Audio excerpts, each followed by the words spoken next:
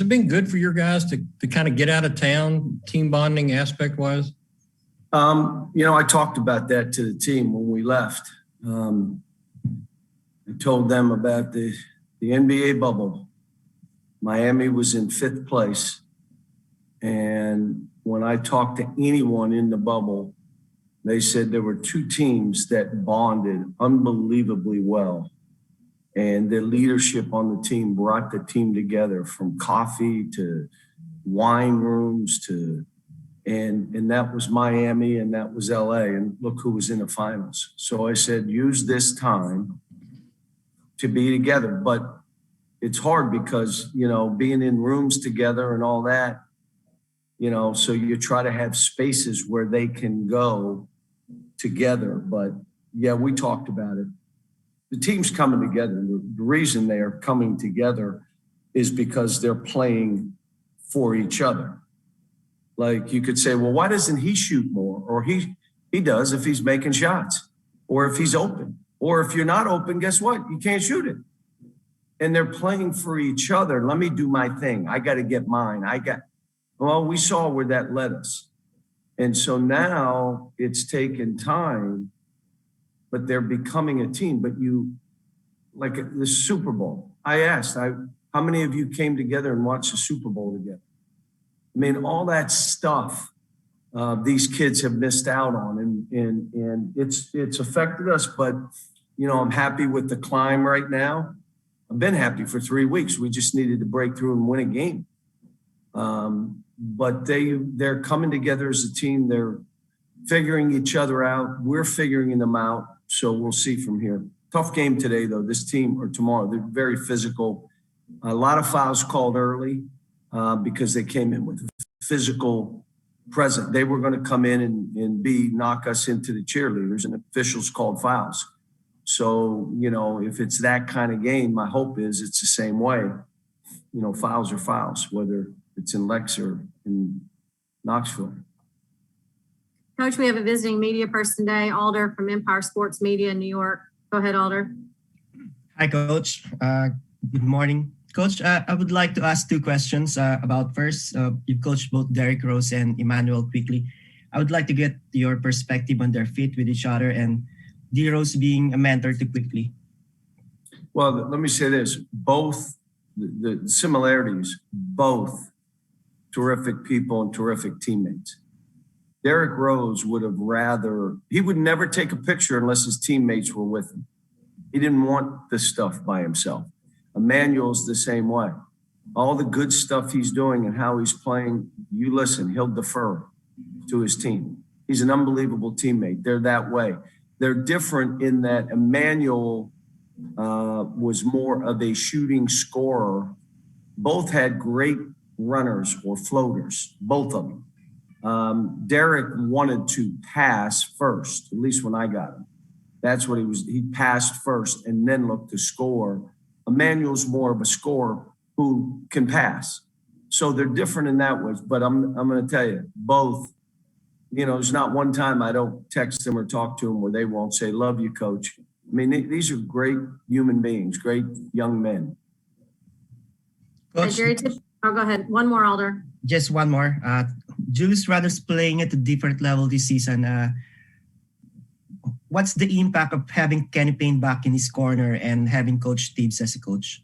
Yeah, and one of the things I told the Knicks when they were considering Kenny, I said, understand now, the guy, if you want to see what Julius can be, he's a good guy because they have a great relationship, and Kenny will push him and make him uncomfortable till he's comfortable being uncomfortable. It's, how it's done.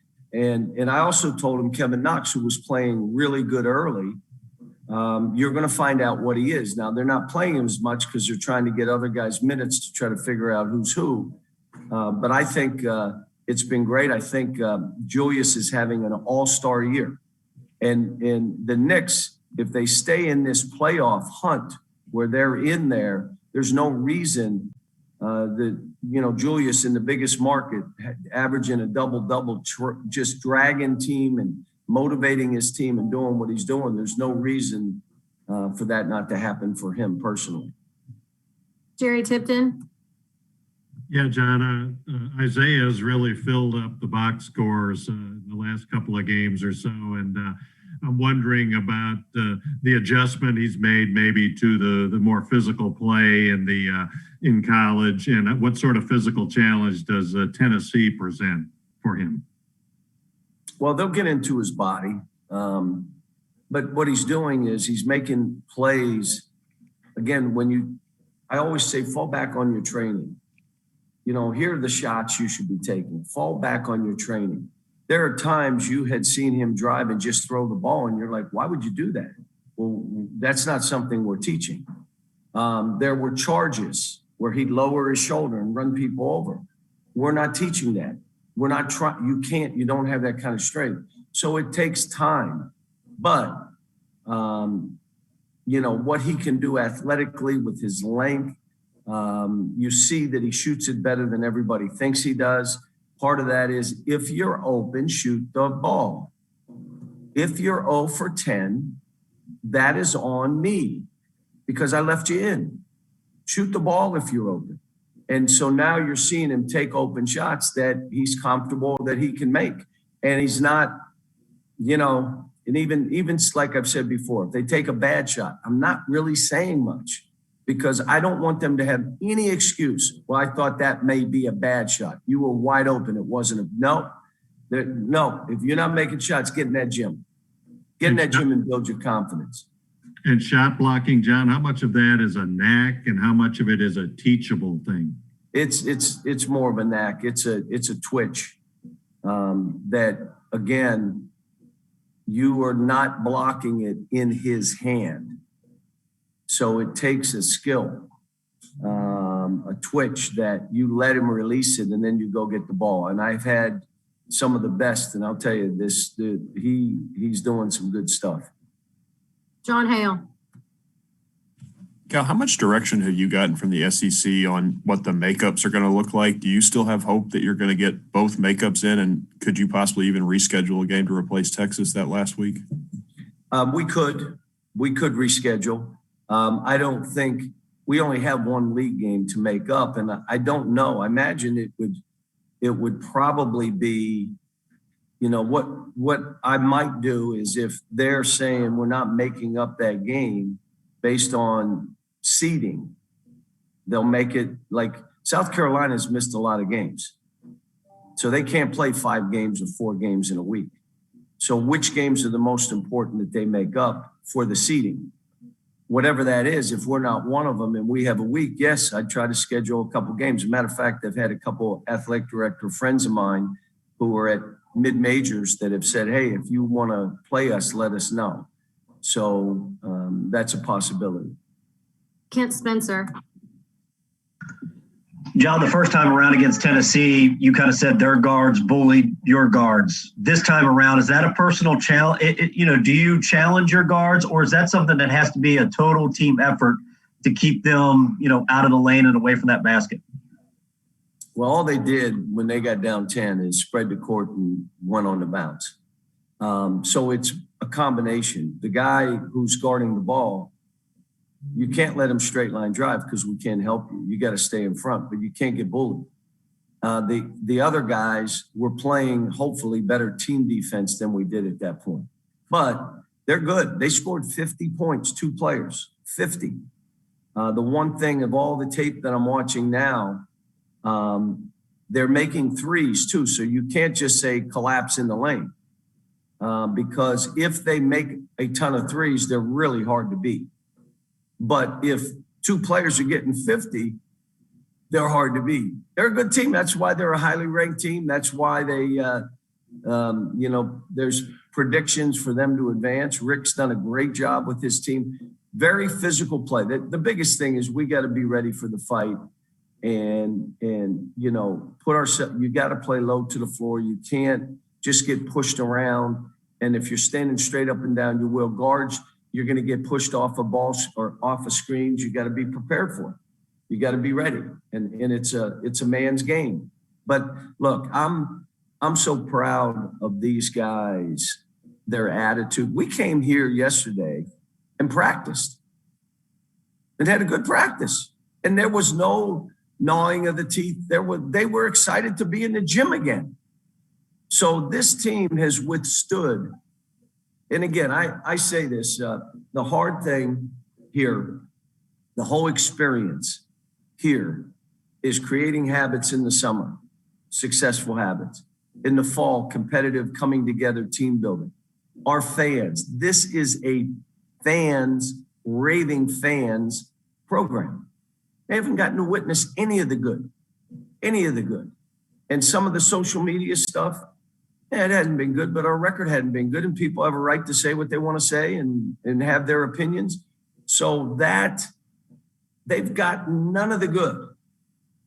And so, and we've lost how many games down in the last minute?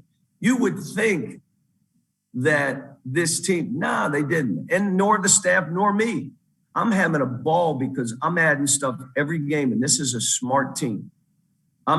There were some things we did against Vandy that helped us win the game that were added 2 days before, and both defensively and offensively. So every game I'm walking in, looking at tweaking this, knowing the other guys watching. I'm having fun with it. But at the end of the day, you need daggers from the free throw line, daggers from the floor, and then you need somebody to do something like we tried to advance a loose ball, then we fouled. Our other guard didn't go in on a ball that bounced his way, like that. We don't go get it. We turn it over versus the press.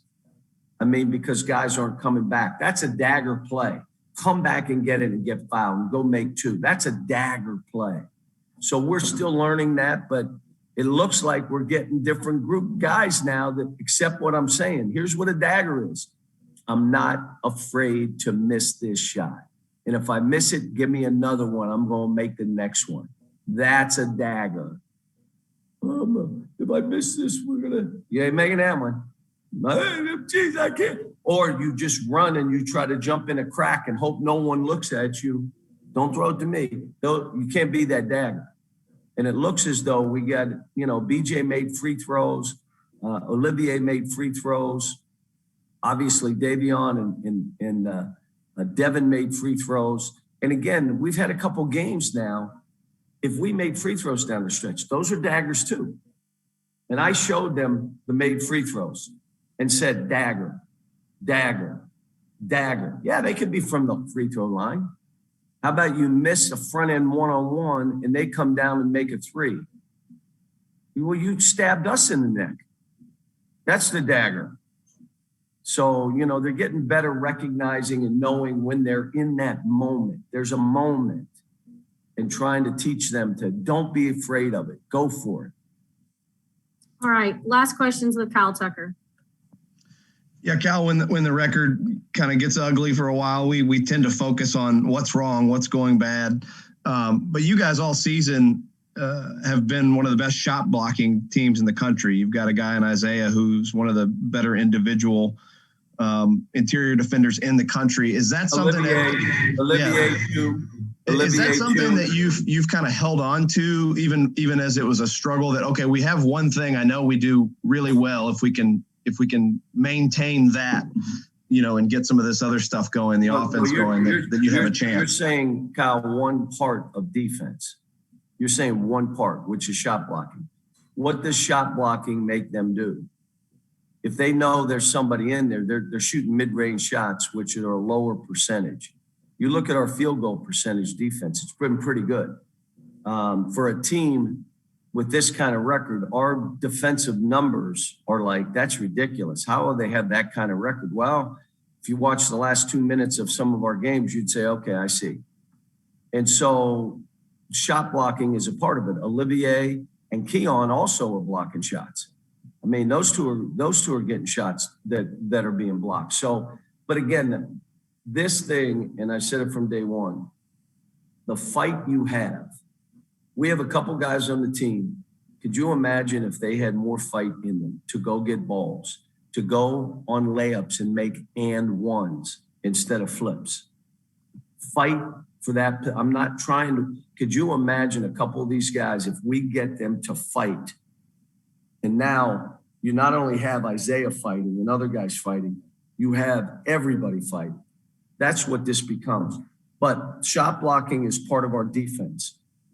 Cal, when you And, say that, when you mention how it not only when you block the shot, but how it affects how they approach you. I mean, does it all start for you with that you have this serious threat of sending it back the other way that affects how they have to approach you all the way around? We say they hear Casper. They hear ghosts. They know you drive in there, you don't know where the hell it's coming from, but Casper's in there. And so, look, let me just come back to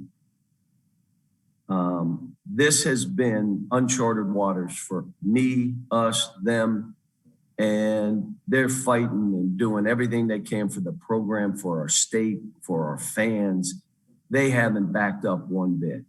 And for the fans who have been great to us and me personally, and I say it again, they've been great.